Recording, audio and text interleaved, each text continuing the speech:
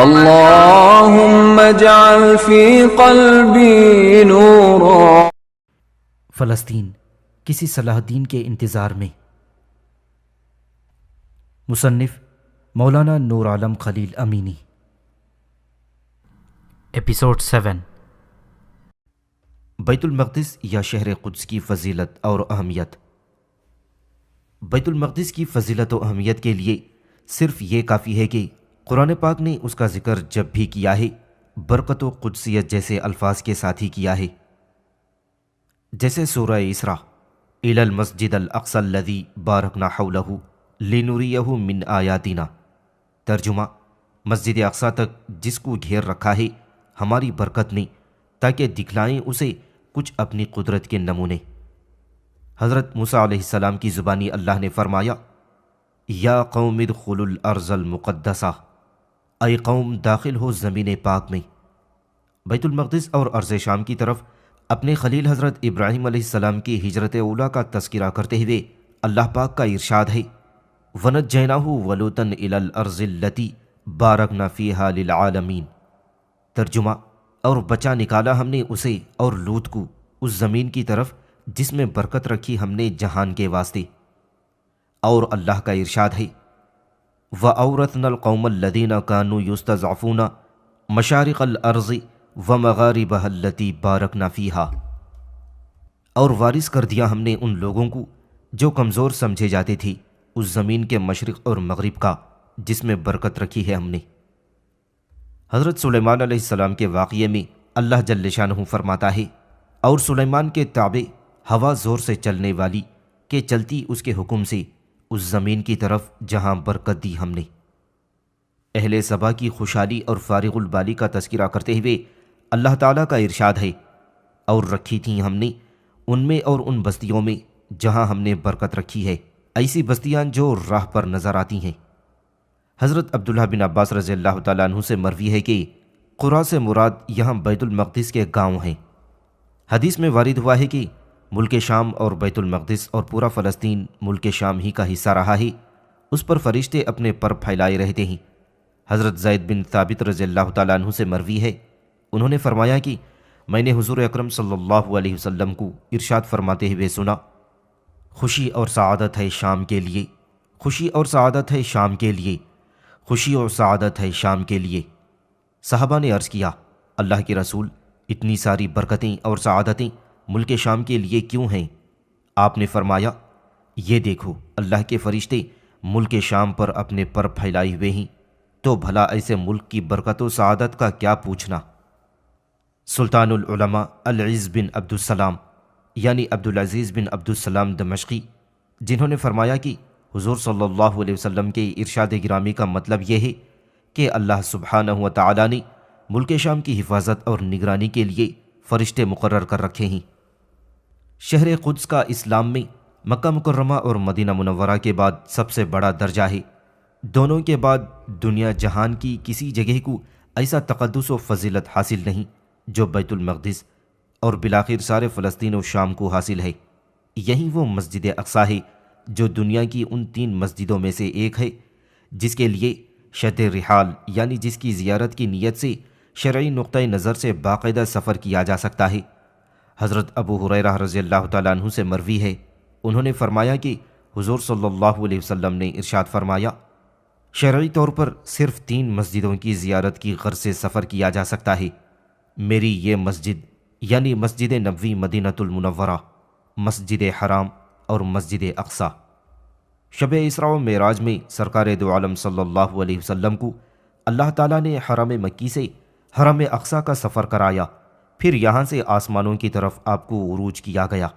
اللہ پاک نے اس عظیم واقعے کو وحی مطلوع کی شکل میں اپنی آخری اور پائندہ کتاب کا جزو بنا دیا ہے۔ ترجمہ، پاک ذات ہے جو لے گیا اپنے بندے کو راتوں رات مسجد حرام یعنی حرمت والی مسجد سے مسجد اقصی تک۔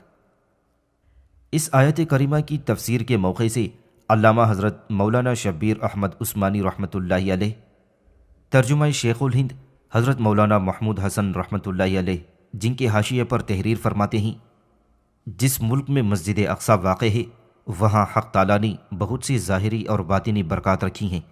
مادی حیثیت سے چشمے، نہریں، غلے، پھل اور میووں کی افراد، اور روحانی اعتبار سے دیکھا جائے تو کتنے انبیاء اور رسول کا مسکن و مدفن اور ان کے فیوز و انوار کا سر چشمہ رہا ہے۔ شاید نبی کریم صلی اللہ علیہ وسلم کو وہاں لے جانے میں یہ بھی ارشاد ہوگا کہ جو کمالات انبیاء بنی اسرائیل وغیرہ پر تقسیم ہوئے تھے، آپ صلی اللہ علیہ وسلم کی ذات مقدس میں وہ سب جمع کر دیے گئے۔ جو نعمتیں بنی اسرائیل پر مبذول ہوئی تھیں، ان پر اب بنی اسرائیل کو قبضہ دلایا جانے والا ہے۔ کعبے اور بیت المقدس دونوں کے انوار و برکات کی حامل ایک ہی امت ہونے والی ہے۔ احادیث معراج میں تصریح ہے کہ بیت المقدس میں تمام انبیاء علیہم الصلاۃ والسلام نے آپ صلی اللہ علیہ وسلم کی اقتداء میں نماز ادا کی۔ گویا حضور صلی اللہ علیہ وسلم کو جو سیادت و امامت انبیاء کا منصب دیا گیا تھا، اس کا حصی نمونہ آپ صلی اللہ علیہ وسلم کو اور مقربین بارگاہ کو دکھلایا گیا۔ مسجد اقصی میں ایک نماز کا ثواب 500 نماز کے برابر ہے۔ حضرت ابو ذر غفاری رضی اللہ تعالیٰ عنہ سے روایت ہے کہ ہم صحابہ کرام رضی اللہ تعالیٰ عنہ مجمعین نے حضور صلی اللہ علیہ وسلم کے روبرو اس بات کا تذکرہ کیا کہ کون سی مسجد زیادہ فضیلت والی ہے، مسجد رسول اللہ صلی اللہ علیہ وسلم یا بیت المقدس کی مسجد اقصی؟ تو حضور صلی اللہ علیہ وسلم نے فرمایا، مسجد حرام میں نماز کا ثواب 1,00,000 نماز کے برابر ہے، مسجد نبوی میں نماز کا ثواب 1000 نماز کے برابر ہے، جبکہ مسجد اقصی میں نماز کا ثواب 500 نماز کے برابر ہے۔ حضرت ابو ذر ہی کی ایک حدیث میں، جس کو حاکم نے روایت کیا ہے اور صحیح قرار دیا ہے، اور امام ذہبی نے بھی اس کی صحت کو درست قرار دیا ہے، یہ بھی ہے کہ ایک زمانہ ایسا آئے گا کہ لوگ مسجد اقصی کو دیکھنے کی تمنا کریں گے، اور کوئی اپنے گھوڑے کو باندھنے کی رسی کے برابر کے فاصلے سے اگر اسے دیکھ سکے گا تو یہ اس کے لیے دنیا اور دنیا کے سارے مال و اسباب سے بڑھ کر ہوگا۔ بیت المقدس میں نماز پڑھنے والوں کے لیے حضرت سلیمان علیہ السلام نے مغفرت کی دعا کی ہے۔ حضرت عبداللہ بن عمر بن عاص رضی اللہ تعالیٰ عنہ سے مروی ہے کہ حضور صلی اللہ علیہ وسلم سے روایت ہے کہ آپ صلی اللہ علیہ وسلم نے فرمایا کہ حضرت سلیمان نے بیت المقدس کی تعمیر سے فراغت کے بعد اللہ سے 3 چیزوں کی دعا کی تھی، جن میں سے ایک یہ تھی کہ اس مسجد یعنی مسجد اقصی میں جو کوئی صرف نماز پڑھنے کی غرض سے آئے تو اس کے سارے گناہ معاف ہو جائیں، اور وہ ایسا معصوم ہو جائے کہ اس کی ماں نے اسے اسی دن جنا ہو۔ حضور صلی اللہ علیہ وسلم نے فرمایا کہ ان کی سابقہ دونوں دعائیں تو قبول ہو ہی گئی تھیں کہ ان کی حکومت اللہ کی مرضی کے مطابق تھی، اور ان کی ایسی سلطنت کسی کو بھی نہ مل سکی، اور مجھے امید ہے کہ ان کی آخری دعا بھی قبول ہو گئی ہوگی۔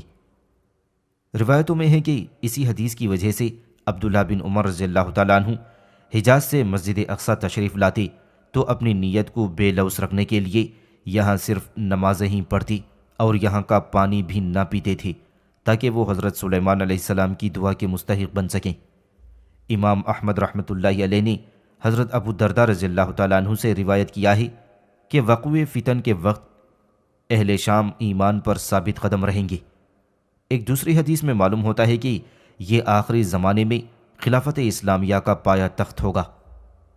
امام ابو داؤد اور امام احمد رحمۃ اللہ علیہ نے حضرت ابو حوالہ ازدی رضی اللہ تعالیٰ عنہ سے روایت کیا ہے کہ انہوں نے کہا کہ رسول اکرم صلی اللہ علیہ وسلم نے اپنا ہاتھ میرے سر پر یا میری کھوپڑی پر رکھا اور فرمایا، اے ابن حوالہ، جب تم دیکھنا کہ خلافت اسلامیہ ارض مقدسہ میں حلول کر گئی ہے تو تم یقین کر لینا کہ زلزلوں، پریشانیوں اور بڑے بڑے فتنوں کا وقت آ چکا ہے، اور اس دن قیامت لوگوں سے اس سے زیادہ قریب ہو جائے گی کہ جتنا میرا ہاتھ تیرے سر سے قریب ہے۔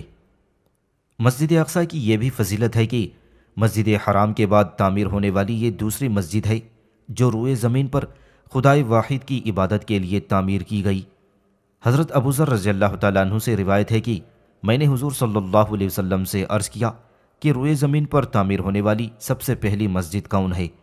آپ صلی اللہ علیہ وسلم نے فرمایا، مسجد حرام۔ میں نے پوچھا، اس کے بعد کون سی مسجد بنی؟ آپ نے فرمایا، مسجد اقصی۔ میں نے دریافت کیا، دونوں کی تعمیر کے درمیان کتنا فاصلہ ہے؟ تو آپ صلی اللہ علیہ وسلم نے فرمایا، 40 سال۔ پھر آپ صلی اللہ علیہ وسلم نے فرمایا، پھر جہاں بھی نماز کا وقت آن پہنچے تم وہیں نماز ادا کر لیا کرو۔ اس لیے کہ اسی میں فضیلت ہے کہ آدمی وقت پر کہیں بھی نماز ادا کر لے، اس میں مسجد کی بھی کوئی قید نہیں۔ ہاں اگر مسجد وہاں وقت پر میسر ہو تو فبیہا۔ ہجرت کے بعد 16 یا 17 ماہ تک مسلمانوں کا نمازوں میں مسجد اقصیٰ ہی قبلہ رہی تھی۔ حضرت براء بن عازب رضی اللہ تعالیٰ عنہ سے مروی ہے، انہوں نے فرمایا کہ حضور صلی اللہ علیہ وسلم کے ساتھ، یعنی آپ صلی اللہ علیہ وسلم کی امامت میں نے بیت المقدس کی طرف رخ کر کے 16 یا 17 ماہ نماز پڑھی، پھر ہمارا قبلہ مسجد حرام کی طرف ہو گیا۔ حضرت موسیٰ علیہ السلام نے بوقت موت ارض مقدس اور بیت المقدس سے قریب کر دیے جانے کی خدا سے دعا کی تھی۔ حضرت امام بخاری رحمۃ اللہ علیہ نے مرفوعاً روایت کیا ہے، تو حضرت موسیٰ علیہ السلام نے اللہ سے دعا کی کہ اللہ انہیں ایک پتھر پھینکنے کے فاصلے کی مقدار میں ارض مقدس سے قریب کر دے، تو اگر میں وہاں ہوتا تو تم لوگوں کو راستے کے کنارے ریت کے سرخ ڈھیر کے نیچے ان کی قبر دکھا دیتا۔ حضرت امام نووی رحمۃ اللہ علیہ فرماتے ہیں کہ حضرت موسیٰ علیہ السلام کا اللہ سے ارض مقدس سے قریب کر دیے جانے کی درخواست ارض مقدس کی شرف و فضیلت کی وجہ سے تھی۔ بیت المقدس کی یہ بھی فضیلت ہے کہ وہ طائف منصورہ یعنی اللہ کی مدد یافتہ جماعت اور حق پر قائم رہنے والے گروہ کا مرکز رہے گا۔ حضور صلی اللہ علیہ وسلم سے حضرت ابو امامہ رضی اللہ تعالیٰ عنہ روایت کرتے ہیں کہ آپ صلی اللہ علیہ وسلم نے فرمایا، میری امت کی ایک جماعت ہمیشہ حق پر رہے گی، اپنے مخالفین پر غالب و منصور ہوگی، ان کی حیثیت کھانے والوں کے درمیان ایک برتن کی سی ہوگی، یہاں تک کہ اللہ کا قطعی فیصلہ اس حال میں بروئے کار آئے گا کہ وہ اسی حال پر ہوں گے۔ ہم نے پوچھا، اللہ کے رسول، اس طرح کے لوگ یا جماعت کہاں ہوگی؟ آپ صلی اللہ علیہ وسلم نے فرمایا، وہ بیت المقدس کے پہلو میں ہوں گے۔ ایک حدیث میں وارد ہوا ہے کہ اہل شام، جس میں فلسطین و بیت المقدس داخل ہیں، اس کی صلاحیت امت مسلمہ کی صلاحیت کی دلیل ہوگی۔ جب اہل شام میں بگاڑ آ جائے گا تو تم میں کوئی بھلائی نہیں رہے گی۔ میری امت کا ایک گروہ مسلسل نصرت سے ہمکنار اور فتح مند رہے گا، انہیں بے یار و مددگار چھوڑ دینے والے ان کا کچھ نہیں بگاڑ سکیں گے تاں کہ قیامت آ جائے۔ حضور اکرم صلی اللہ علیہ وسلم نے صحابہ کو ملک شام میں سکونت کی ان الفاظ میں دعوت دی تھی، تم شام میں رہا کرو، اس لیے کہ یہ اللہ کی چیدہ آبادی ہے، اللہ کی منتخب مخلوق اس میں بود و باش اختیار کرے گی۔ اگر کسی کو وہاں رہنے میں ابا ہو تو ان کی برکت کے حصول اور اس کے تالابوں سے پینے سے محروم نہ رہے، اس لیے کہ اللہ نے میرے لیے شام اور اہل شام کی ضمانت لی ہے۔ صحابہ کرام رضی اللہ تعالیٰ عنہ مجمعین میں سے حضرت عمر، حضرت ابو عبیدہ عامر بن الجراح، ام المؤمنین حضرت صفیہ، حضرت معاذ بن جبل، حضرت عبداللہ بن عمر، حضرت خالد ابن ولید، حضرت ابو ذر غفاری، حضرت ابو دردہ، حضرت سلمان بن فارسی، حضرت عمرو بن عاص، حضرت سعد بن زید، حضرت ابو ہریرہ، حضرت عبداللہ بن عمرو بن عاص وغیرہ رضی اللہ تعالیٰ عنہ مجمعین بیت المقدس کی زیارت کو تشریف لائے اور یہاں کی برکتوں سے مستفید ہوئے۔ صحابہ کی اتباع کرتے ہوئے دنیا جہاں کے علماء اور صلحاء بیت المقدس کی زیارت یا یہاں باقاعدہ رہائش کی غرض سے تشریف فرما ہوئے تھے، جن کی تعداد کا احاطہ مشکل ہے۔ ان میں مفسر کبیر مقاتل بن سلیمان، امام شام امام اوزاعی رحمۃ اللہ علیہ، امام سفیان ثوری، امام مصر لیث بن سعد، امام محمد بن ادریس شافعی رحمۃ اللہ علیہ وغیرہ سر فہرست ہیں۔ ایک حدیث میں بیت المقدس کو ارض محشر و منشر یعنی حشر و نشر کی جگہ بتایا گیا ہے، یعنی یہ کہ قیامت کے روز ساری خلق کو یہیں جمع کیا جائے گا اور یہیں سے سب اپنی اپنی راہ لے گی۔ حضرت میمونہ رضی اللہ تعالیٰ عنہ سے مروی ہے کہ انہوں نے حضور صلی اللہ علیہ وسلم سے دریافت فرمایا، اے اللہ کے رسول، بیت المقدس کے سلسلے میں ہمیں فتویٰ دیجیے اور بتائیے کہ اس کا کیا مقام و مرتبہ ہے۔ آپ صلی اللہ علیہ وسلم نے فرمایا، وہ حشر و نشر کی زمین ہے۔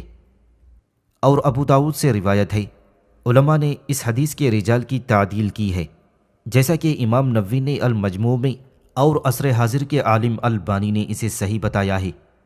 ترجمہ: بیت المقدس میں جا کر نماز پڑھا کرو، اگر وہاں پہنچ کر نماز نہ پڑھ سکو تو اس کی قندیلوں میں جلنے کے لیے تیل بھیج دیا کرو۔ یہیں ارض فلسطین میں دجال کو جو ایک خبیث یہودی ہوگا حضرت عیسیٰ علیہ الصلاۃ والسلام کے ہاتھوں شہر لد میں بیت المقدس کے پاس ہلاک کیا جائے گا۔ بیت المقدس بہت سے انبیاء اکرام علیہ الصلاۃ والسلام کا وطن اور جائے بعثت رہا ہے، جن میں حضرت ابراہیم علیہ السلام، حضرت لوط علیہ السلام، حضرت اسحاق علیہ السلام، حضرت یعقوب علیہ السلام، حضرت موسیٰ علیہ السلام اور حضرت داؤد و سلیمان علیہ الصلاۃ والسلام سر فہرست ہیں۔ حق و باطل کا فیصلہ کن معرکہ بھی یہیں برپا ہوگا، جس میں حق کی فتح اور باطل کی عبرتناک شکست ہوگی۔ شہر قدس جائے وقوع۔ شہر قدس قلب فلسطین میں سطح سمندر سے تقریباً 720 میٹر اونچے ٹیلوں پر واقع ہے۔ قدس کے مشرق میں وادی قدرون واقع ہے، جو شہر کے مشرقی فصیل اور جبل زیتون یعنی جبل طور کے درمیان واقع ہے۔ شہر کے مغرب میں وادی سلوان اور شمال میں جبل مشارف، جنوب میں جبل مبکر، جس میں حضرت عمر رضی اللہ تعالیٰ عنہ کھڑے ہوئے تھے جبکہ وہ شہر قدس میں فاتحانہ تشریف لائے تھے۔ شہر قدس 2 حصوں میں بٹا ہوا ہے۔ ایک پرانا علاقہ، یہ پرانا تاریخی علاقہ ہے جہاں مسجد اقصی واقع ہے۔ اس کا رقبہ تقریباً 1 مربع کلومیٹر ہے۔ یہ فصیل سے گھرا ہوا ہے، جس کی لمبائی تقریباً 4 کلومیٹر اور اونچائی 12 میٹر ہے۔ اس کے 7 دروازے ہیں جو کہ ہمہ وقت کھلے رہتے ہیں۔ باب الساہرہ اور باب الحمید جو شمال میں واقع ہیں، مغرب میں باب الخلیل، جنوب میں باب مغاربہ اور باب داؤد ہیں، مشرق میں باب اسباد اور شمال مغرب میں باب حدید ہے، اور مشرقی جانب ایک 8واں دروازہ ہے جو ہمہ وقت بند رہتا ہے، اسے باب ذہبی یعنی سنہرا دروازہ کہا جاتا ہے۔ دوسرا نیا علاقہ۔ یہ علاقہ 1967 عیسوی میں یہودیوں کے قبضے سے پہلے 2 حصوں میں بٹا ہوا تھا، مشرقی حصہ اور مغربی حصہ۔ اس وقت دونوں حصے مع مسجد اقصی یہود کے قبضے میں ہیں۔ شہر قدس کی اسلامی فتح۔ حضرت ابو بکر رضی اللہ تعالیٰ عنہ کے زمانے سے ہی ملک شام کی فتح کے لیے اسلامی افواج علاقہ شام کا رخ کرتی رہی تھیں، لیکن اللہ پاک نے اس کی فتح کی سعادت حضرت عمر رضی اللہ تعالیٰ عنہ کے لیے مقدر کر رکھی تھی۔ چنانچہ 17 ہجری میں حضرت عمر رضی اللہ تعالیٰ عنہ کی سرپرستی میں حضرت ابو عبیدہ عامر بن جراح اور خالد بن ولید رضی اللہ تعالیٰ عنہ مجمعین کی قیادت میں اس کی فتح بروئے کار لائی گئی۔ مفتوح عیسائیوں نے اسلامی فوجوں کے طویل محاصرے کے بعد یہ شرط عائد کی تھی کہ وہ بنفس نفیس حضرت امیر المؤمنین عمر بن خطاب رضی اللہ تعالیٰ عنہ کو ہی شہر کی چابیاں سپرد کریں گے۔ دوسری شرطیں ان کی یہ تھیں کہ عیسائیوں کی مذہبی آزادی برقرار رہنی چاہیے، شہر میں واقع ان کے مذہبی مقدسات ان کا احترام ہونا چاہیے، اور شہر میں قدیم رومی سرکلر کے مطابق یہودیوں کا داخلہ ممنوع رہنا چاہیے۔ حضرت عمر رضی اللہ تعالیٰ عنہ نے ان کی ساری شرطیں من و عن تسلیم کر لیں، لیکن آخری شرط کہ یہودیوں کے لیے یہاں کا داخلہ اور بود و باش ممنوع ہوگا، حضرت عمر رضی اللہ تعالیٰ عنہ نے مسترد کر دیا۔ آپ نے فرمایا کہ اللہ کی کتاب قرآن پاک نے اہل کتاب کے حقوق و واجبات کی تصریح کر دی ہے، اس میں اس طرح کی کوئی دفعہ ایسی نہیں کہ جس کی روح سے بیت المقدس میں ان کا داخلہ ممنوع قرار دیا جا سکے۔ البتہ آپ نے ان کی یہ بات مان لی کہ ان کے گرجا گھروں اور ان کے رہائشی محلوں میں یہودیوں کی آمد قطعاً ممنوع ہوگی۔ حضرت عمر رضی اللہ تعالیٰ عنہ نے اس وقت یزید بن معاویہ کو وہاں کا گورنر مقرر فرمایا اور انہیں حضرت ابو عبیدہ بن جراح کے احکامات کا پابند رہنے کی تاکید کی، اور اپنی روانگی کے وقت سلامہ بن قیصر کو وہاں کا امام مقرر فرمایا۔ حضرت عمر رضی اللہ تعالیٰ عنہ نے شہر قدس کی چابیاں عیسائی پوپ اعظم سفرانیوس سے اس حال میں وصول کی تھیں کہ آپ سرخ اونٹ پر سوار تھے۔ اونٹ پر 2 تھیلیاں تھیں، ایک میں ستو اور دوسرے میں کھجوریں تھیں۔ سامنے پانی سے بھرا ایک مشکیزہ تھا اور سواری کے پیچھے ایک توشہ دان تھا۔ آپ کے جلو میں جلیل القدر صحابہ کرام رضی اللہ تعالیٰ عنہ مجمعین، حضرت زبیر اور حضرت عبادہ بن صامت وغیرہ تھے۔ سفر کے دوران آپ باری باری اونٹ پر سوار ہوتے، کبھی آپ اور کبھی آپ کے خادم۔ جس وقت شہر میں داخلے کا وقت تھا، اونٹ پر آپ کے خادم سوار تھے۔ شہر میں محصور نصرانیوں نے جب آپ کو اونٹ کی نکیل پکڑے ہوئے پیدل چلتے ہوئے دیکھا تو انہیں یہ بہت عجیب سا محسوس ہوا، لیکن انہوں نے اس واقعے کو اتنی اہمیت دی کہ ان کا دینی اسقف اعظم سفرانیوس بچشم نم یہ کہنے لگا، مسلمانوں، تمہاری سلطنت اب قیامت تک رہے گی، کیونکہ ظلم کی ریاست کچھ وقت کے لیے ہو سکتی ہے، لیکن علم کی ریاست قیامت تک کے لیے ہوتی ہے۔ عہد بنی امیہ میں شہر قدس انتظامی طور پر ملک شام کا حصہ بنا دیا گیا تھا، لیکن حضرت معاویہ رضی اللہ تعالیٰ عنہ نے اس کی گورنری پر سلامہ بن قیصر کو برقرار رکھا، اور سلامہ کا قیام ٹھیک اسی جگہ رہا جہاں عہد رومانی میں ہیروڈس کا محل واقع تھا۔ عہد اسلامی میں کبھی کسی یہودی کو عہد خلفائے راشدین اور عہد بنی امیہ میں قدس میں بود و باش اختیار کرنے کی ہمت نہ ہو سکی۔ عہد بنی امیہ میں عبد الملک بن مروان نے، جنہوں نے مسجد اقصیٰ کی تعمیر نو کی اور 72 ہجری میں قبہ صخرہ تعمیر کرایا تھا، انہیں یہودیوں کو جزیے کی ادائیگی کے بدلے صفائی ستھرائی اور جھاڑو وغیرہ لگانے کی خدمت انجام دینے کی اجازت دے دی تھی۔ لیکن جب 99 ہجری میں حضرت عمر بن عبدالعزیز رحمۃ اللہ علیہ سریر آرائے خلافت ہوئے تو انہوں نے یہودیوں کی شہر قدس کے تعلق سے بری نیتوں کا احساس کرتے ہوئے انہیں مسجد اقصیٰ میں چراغ وغیرہ کی خدمت سے کہ جس پر وہ مامور تھے علیحدہ کر دیے جانے کا حکم صادر فرمایا اور سارے خدامان حرم مسلمان مقرر فرمائے۔ خلیفہ اموی سلیمان بن عبد الملک، جن کو شہر قدس سے بڑی محبت تھی، حتیٰ کہ انہوں نے اپنے برادر حرد کو دمشق یعنی دارالخلافہ میں اپنا جانشین مقرر کر کے قدس کا نقل مکانی کے ارادے سے سفر فرمایا تھا، ان کا ارادہ دارالخلافہ کو دمشق سے یہی منتقل کرنے کا تھا، لیکن بوجوہ وہ اپنے ارادے کو عملی جامہ نہ پہنا سکے۔ عہد عباسی میں 257 ہجری یعنی 870 عیسوی میں پاپا روم کی اجازت کے بعد برنارڈ نے شہر بیت المقدس کا دورہ کیا تھا اور اپنا یہ تاثر ریکارڈ کروایا کہ میں نے یہاں مسلمانوں اور عیسائیوں کو مکمل مفاہمت اور پرامن بقائے باہم کے اصول پر عمل کرتے ہوئے ہم سکونت پایا ہے۔ یہاں بے انتہا امن و سکون ہے، جس کی وجہ یہ ہے کہ مسافر شب کے لیے یہ ضروری ہے کہ اس کے پاس اس کا شناخت نامہ ہو، ورنہ اسے تا تحقیق اور تفتیش جیل میں رہنا پڑے گا۔ شاہ مصر شاہ اقشیت کے زمانے میں فارسی یعنی ایرانی سیاح ناصری خسرو نے شہر قدس کے دورے کے بعد اپنا یہ تاثر بیان کیا تھا۔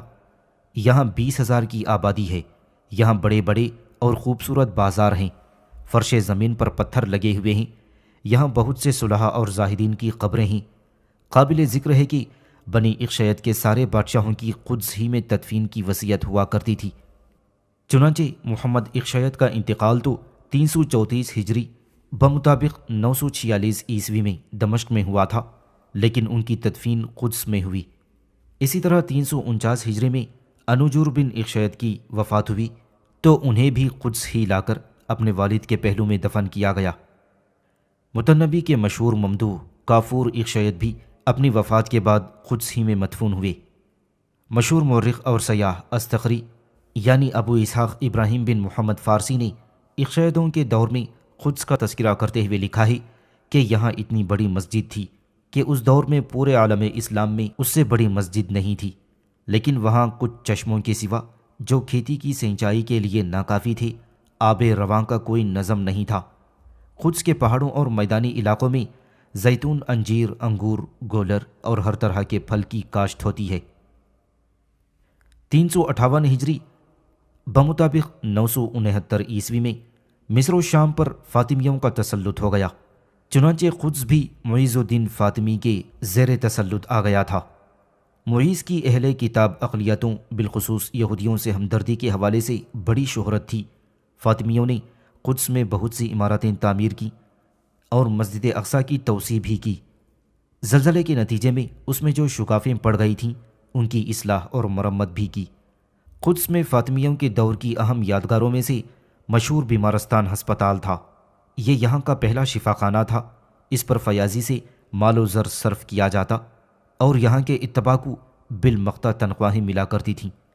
فاطمیوں نے یہاں ایک دارالعلم بھی قائم کیا تھا جو قاہرہ میں 1004 عیسوی میں تعمیر کیے گئے دارالحکمت کی ایک شاخ تھی۔ مشہور مورخ اور سیاح مقدسی، جنہوں نے بیت المقدس کے تذکرے میں لکھا ہے، اس بڑے علاقے کے شہروں میں قدس سے بڑا کوئی شہر نہیں، یہاں سردی اور گرمی زیادہ نہیں ہوتی، برف باری بھی شاید اور بعید ہی ہوتی ہے۔ اس طرح کا موسم جنت کا ہوگا۔ یہاں عمارتیں پتھروں کی ہیں۔ ان عمارتوں سے زیادہ خوبصورت اور مضبوط عمارت میں نے کہیں نہیں دیکھی۔ یہاں کے باشندے انتہائی پاک طبیعت اور یہاں کی زندگی انتہائی خوشگوار ہے۔ یہاں کے بازاروں سے زیادہ صاف ستھرے بازار شاید اور بعید کہیں ہوں گے۔ نہ یہاں سے بڑی مسجدیں ہوں گی اور نہ یہاں سے زیادہ مقدسات کہیں ملیں گے۔ 465 ہجری بمطابق 1072 عیسوی میں یہاں سلجوقیوں کا تسلط ہو گیا کہ جب سلجوقی بادشاہ الب ارسلان نے اسے فاطمیوں سے چھین لیا تھا، پھر سلجوقی بادشاہ ملک شاہ بن الب ارسلان کے ترکمانی غلام ارسغ بن اکسب نے 470 ہجری بمطابق 1077 عیسوی میں بزور تلوار بیت المقدس کو ہتھیا کر وہاں اسقیوں کی ریاست قائم کر لی۔ سلجوقیوں اور فاطمیوں کی رساکشی جاری تھی کہ صلیبیوں نے قدس پر حملے کی تیاری شروع کر دی۔ چنانچہ 1099 عیسوی میں انہوں نے قدس پر فرانس کے لورین صوبے کے گورنر گڈوری ڈی بویان کی قیادت میں حملہ اور قبضہ کر لیا۔ شہر قدس کے سارے مسلمانوں اور یہودیوں کا قتل عام کیا گیا۔ ان کے مکانوں اور مقدسات کو جلا کر خاکستر کر دیا گیا اور یہاں داخلے پر ان کے لیے مکمل پابندی عائد کر دی۔ تقریباً 88 سال تک شہر قدس صلیبیوں کے قبضے میں رہا۔ کئی صلیبی بادشاہوں نے یہاں پر حکومت کی۔ اسی وقت صلیبیوں کے دو متشدد اور حقیقی معنی میں دہشت گرد گروہ معارض وجود میں آئے۔ ایک گروہ شہ سواران ہیکل یعنی ٹیمپلرز اور دوسرا گروہ شہ سواران قدیس یوحنا یعنی ہاسپٹلرز کے نام سے جانا گیا۔ اول الذکر یعنی ٹیمپلرز 512 ہجری بمطابق 1118 عیسوی میں وجود میں آئے تھی، جبکہ ہاسپٹلرز 507 ہجری بمطابق 1113 عیسوی میں ظہور پذیر ہوا۔ پہلے گروہ کا کام مسلمانوں کا صفایا اور ان کا نام و نشان مٹانا تھا، جبکہ دوسرے گروہ کا کام شروع میں بادیوں نظر میں عیسائی بیماروں کی دیکھ ریکھ تھا، لیکن اسلام کے پرسوز قائد حضرت سلطان صلاح الدین ایوبی رحمۃ اللہ علیہ، جن کے حملوں کے بعد یہ دونوں صلیبی جماعتیں بہت جلد ہی خالص عسکری بن گئیں۔ دونوں نے مسجد اقصیٰ کو اپنی سرگرمیوں کا مرکز اور اپنے اسلحوں کے لیے ذخیرہ گاہ بنا لیا۔ لائق ذکر ہے کہ قدس پر صلیبیوں کے قبضے کے بعد ہی مسلمانوں نے برابر اس کی مزاحمت جاری رکھی اور کبھی چین سے نہیں بیٹھے۔ معرکہ حطین سے فارغ ہوتے ہی شیر اسلام حضرت صلاح الدین ایوبی رحمۃ اللہ علیہ نے شہر قدس کا محاصرہ کر لیا۔ صلیبیوں کے لیے خود سپردگی کے سوا کوئی چارہ نہ رہا، چنانچہ جزیے کی ادائیگی کے عوض صلاح الدین ایوبی نے ان کی خود سپردگی کو تسلیم کر لیا اور انہیں جزیے کی ادائیگی کے لیے 40 دن کی مہلت دے دی۔ پھر شاہ فرانس لوئیس نہم، جس کی قیادت میں کیے گئے مسلسل صلیبی حملوں کی زبردست اور مؤثر مزاحمت کرتے ہوئے 646 ہجری میں ایوبی سلطنت کا خاتمہ ہو گیا اور اس کی جانشین سلطنت مملوکی ہو گئی، جس نے صلیبیوں سے زبردست ٹکر لیتے ہوئے شہر قدس کی پوری حفاظت کی اور مسلسل جنگوں کی وجہ سے پیدا شدہ تباہیوں کا ازالہ کیا گیا۔ مسجد اقصیٰ کی مکمل اصلاح اور مرمت کی گئی اور شہر قدس میں بہت سی عالیشان عمارتیں تعمیر کی۔ سلطان ظاہر بیبرس نے، جنہوں نے صلیبی جنگ کے قائد لوئیس نہم کو گرفتار کر کے ہمیشہ کے لیے صلیبی جنگ کا باب بند کر دیا، 661 اور 664 ہجری میں دوبارہ بیت المقدس کا بذات خود دورہ کیا اور وہاں شرعی علوم کی تعلیم کے لیے ایک دارالحدیث اور مدرسہ عباسیریہ قائم کیا۔ قوت الصخرہ کی منہدم شدہ عمارت کو دوبارہ تعمیر کیا۔ اسی سلطنت مملوکی کے ہنرمند بادشاہ سلطان منصور سیف الدین قلاوون نے 689 ہجری میں بیت المقدس میں رباط قلاوون، مسجد قلندری، قبۃ الکب کیا اور ان کے علاوہ بہت سی یادگار اور شاندار عمارتیں بنوائی تھیں۔ تاریخ قدس ایک نظر میں 3000 قبل مسیح شہر قدس کی تعمیر یبوسی کنانیوں کے ہاتھوں ہوئی۔ 1850 قبل مسیح شہر قدس میں ابو الانبیاء حضرت ابراہیم علیہ السلام کی آمد اور اس شہر کے موحد بادشاہ صادق سے ان کی ملاقات۔ 970 تا 931 قبل مسیح اللہ کے نبی حضرت سلیمان علیہ السلام کی قدس پر حکومت۔ 887 قبل مسیح شاہ بابل بنو خز نصر کے ہاتھوں ہیکل کی تباہی اور یہودیوں کی اسیری۔ 135 عیسوی شہنشاہ روم حادریان کے ہاتھوں قدس سے یہودیوں کی جلاوطنی۔ 400 سے 636 عیسوی قدس پر بازنطینی حکمرانی۔ 17 ہجری بمطابق 638 عیسوی امیر المؤمنین حضرت عمر بن خطاب رضی اللہ تعالیٰ عنہ کے ہاتھوں شہر قدس کی فتح۔ 493 ہجری بمطابق 1099 عیسوی شہر قدس پر صلیبیوں کا قبضہ۔ 583 ہجری بمطابق 1187 عیسوی حضرت صلاح الدین ایوبی رحمۃ اللہ علیہ کے ذریعے صلیبیوں سے شہر قدس کی آزادی۔ 923 تا 1336 ہجری شہر قدس پر خلافت عثمانیہ کی حکمرانی۔ 1336 ہجری بمطابق 1917 عیسوی شہر قدس پر برطانوی استعماری قبضہ۔ 1949 عیسوی سے 1967 عیسوی میں شہر قدس پر یہودیوں کا قبضہ۔ شہر قدس پر یہودیوں کا قبضہ مکمل۔ 1401 ہجری بمطابق 1980 عیسوی میں یہودیوں کی طرف سے متحدہ قدس کے ان کا دارالحکومت بنائے جانے کا اعلان۔ 1414 ہجری بمطابق 1993 عیسوی اسرائیل کی عدالت عظمیٰ کی طرف سے مسجد اقصیٰ کے صحن کے اسرائیلی ملکیت کا مسجد اقصیٰ کے صحن میں اسرائیلی ملکیت کا اعلان، نیز انہیں جبل ہیکل کے سیکرٹریوں کی تنظیم کی سرپرستی میں دیے جانے کا اعلان۔